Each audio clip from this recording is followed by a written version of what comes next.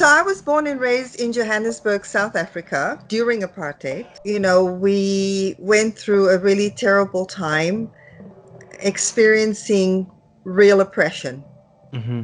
and real segregation. My great grandmother was a Black woman. Hmm. My mother was mixed with German and Black. Hmm. And that's how this gene pool shifted over time.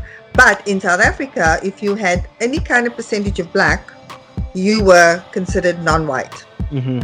and you bore the brunt of the laws that were created to oppress you, to segregate you, to subjugate you, to deny you up from all the wonders of what's possible for any human being. And those were just basic human things. As I grew up, I really became aware that I'm living in a society of separate people.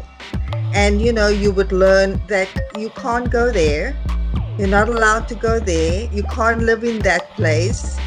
You aren't allowed to go to university, Hmm. or you're not paid, or you read the paper and you find out it's for whites only jobs.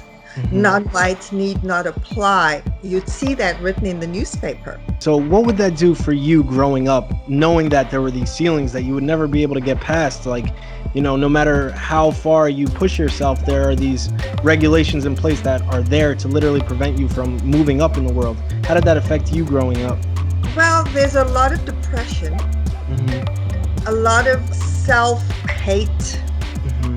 anger, resentment, just a lot of emotional unsettledness. When you're young, you don't realize it's because of what the law says. You begin to believe that it's because of your race. You were born not to do those things. So when I left the country, I said to my mom, I'm not coming back until Nelson Mandela is a free man. I worked in the Free Nelson Mandela campaign. A lot of my friends were arrested, many of which just disappeared. And we fought hard for his release. And then we knew, we realized it's not going to happen.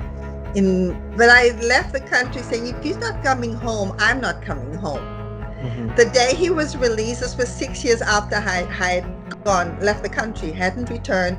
I'm living in Panama, Central America, and my husband says to me, turn on the TV. And there's Nelson Mandela walking out of prison. And I'm bawling my eyes out, and I'm ready to go home because I've been away for 6 years, right? I took a trip to DC and I called my friends at the embassy, still under the older apartheid, but they knew us. And they said to me, Nelson Mandela is here. I said, oh, well, I have to see him.